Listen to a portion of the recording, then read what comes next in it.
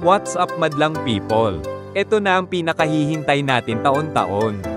Isa na namang pang box office na pelikula mula sa nag-iisang box office queen, syempre Vice Ganda. Ngayong araw, nagaganap ang MMFF Parade of the Star 2024, kung saang 10 float ng mga pelikulang pasok sa Film Fest ang kasalukuyan pa ding umiikot sa Kalakhang, Maynila hanggang ngayon. At isa na nga dito ang float ng And the Breadwinner Is.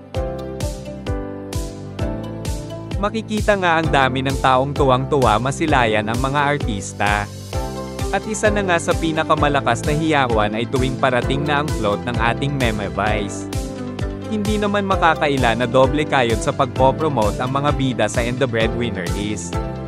Lalo pa at kakasimula pa lang ng promotion period ng pelikula ay may kinaharap na agad ito. Pero hindi nga matatawaran din ang doble kayod ng ating Meme Vice, lalo pa at kakaiba nga ang ibinigay niyang pag-arte dito.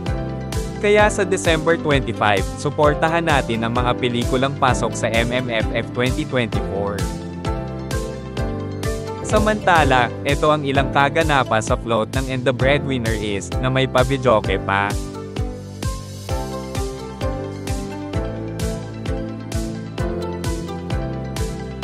Tangkilikin natin ang pelikulang Pilipino.